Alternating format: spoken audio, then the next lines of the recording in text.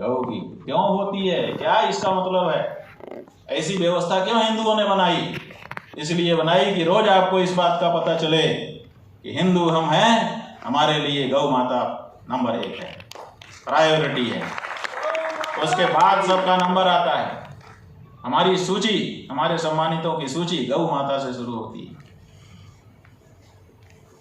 हमारे भगवान गाय के लिए आते हैं, विप्रधेनु सुर संतहित। हमको, हमारे भगवान को गाय बुला करके लेकर के आती है। ये सब बातें हैं। ऐसी गाय, उसकी हत्या हो रही है और वो सबसे बड़ा पाप माना गया है। बताया है कि गौ हत्या का पाप किसको लगता है? जो गाय की हत्या करता है उसको लगता है, जो उसके मांस को खरीदता है उसको लगता है, जो उसके मांस को पका के खाता है उसको लगता है, और जो इन सब का अनुमोदन करता है उसको लगता है। ये चारों गौ हत्या के बराबर के पापी होते हैं। अब आप बताओ कि आपके माथे पे गौ हत्या का पाप है कि नहीं है? सीधे सीधे गौ हत्या कोई कर रहा हो वो एक अलग बात है। आज सबसे ज़्यादा जो गौ हत्या हो रही है वो राज्य प्रायोजित हो रही है, सरकार प्रायोजित हो रही है।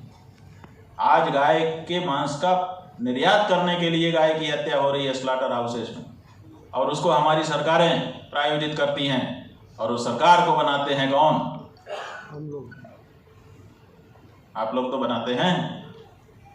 आप लोग सरकार बनाते हैं और वो सरकार गाय हत्या करती है, तो उसका दोष किसको लगेगा? गौ हत्यारे हो, कड़क कड़क थोड़ा बोल रहे हैं, लेकिन बिना कड़क बोले कुछ आपको ध्यान भी नहीं आता है, इसीलिए बोलना तो साफ ही पड़ता है। गौ हत्यारे सिद्ध हो रहे हो बंधुओं आप लोग, इसलिए आपके माथे गौ हत्या का पाप लग रहा है।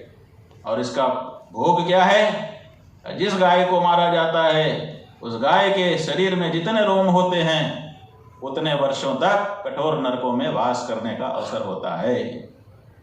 तो आप समझो कितनी गायों का की हत्या का पाप आप पर आया होगा। जितनी गायें कट रही हैं, जितने वोट पड़ रहे हैं उतना में बांट दो उनको, तो 1 से ज़्यादा गायें आती हैं। हम लोगों ने टोटल लगा लिया, हर व्यक्ति के माथे पे 1 से ज़्यादा ही आती है, 1 तो आती ही है। तो हर मतदाता गौ हत्यारा हो रहा है, उसको गौ हत्या का पाप लग रहा है। 5 साल की सत्ता स्थापित करने के लिए आप जाने कितने वर्षों का नरकवास मोल ले रहे हो। निर्णय तो नरक स्वर्ग का शास्त्र से ही होगा, और उसी शास्त्र को मान करके तो आप लोग हिंदू हो। तो केवल शास्त्र को नहीं मानोगे और हिंदू हो जाओगे, ये इस मुगालते में मत रहना। मैं कानून नहीं जानता इसलिए कोई कानून से बचा है आज तक? एक बार राजपत्र में अगर कानून प्रकाशित हो गया तो मान लिया जाता है कि सबने जान लिया, इसलिए कोई जाके दलील नहीं दे सकता तो मैं तो कानून ही नहीं जानता था। आपका दायित्व है कि आप कानून जाने रहो। इसी तरह से कोई ये नहीं कह सकता यमराज के दरबार में जा करके कि हाँ मैं हिंदू तो था लेकिन इस बात को नहीं जानता था। क्यों नहीं जानते थे? जब हिंदू थे तो अपने शास्त्रों को सुन करके समझना तुम्हारा कर्तव्य था, तुमने क्यों नहीं ये किया? ऐसा कह करके यमराज आपको नरकों में धकेलेंगे। उस समय क्या होगा? और ये जो हमारे नेता हैं 5 साल की कुर्सी के लिए ये सब कर रहे हैं, किसी भी पार्टी के हों, हम कौन सी पार्टी को अपना कहें और कौन सी पार्टी को पराया कहें? आप बताओ। जब हर पार्टी हमारी माँ को काट काट करके बेच रही है तो किससे हम अपना नाता जोड़ें?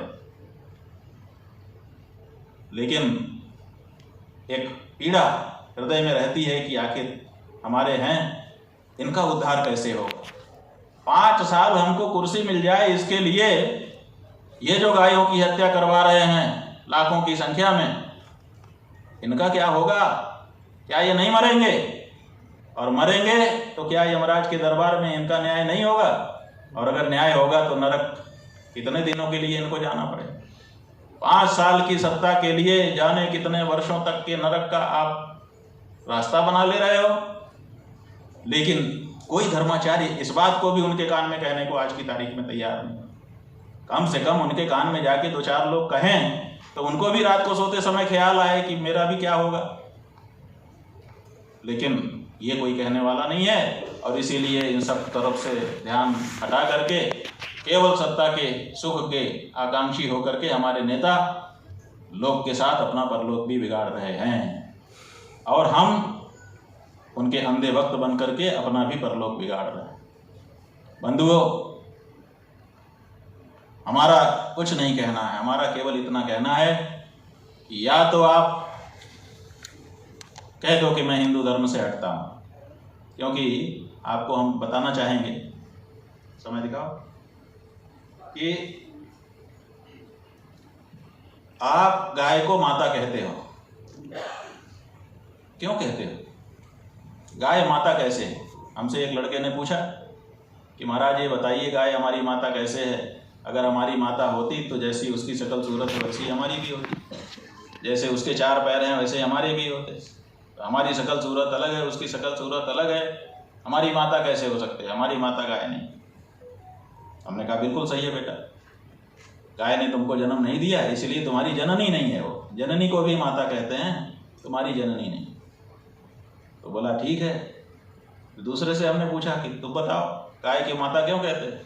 कहते हैं हम उसका दूध पीते हैं इसीलिए। देखो, दूध पीने के कारण भी गाय माता नहीं है, क्योंकि बहुत से लोगों के पास गाय नहीं होती है बच्चे को पालने के लिए, भैंस होती है। भैंस का दूध पी करके बच्चे नहीं बड़े होते हैं क्या?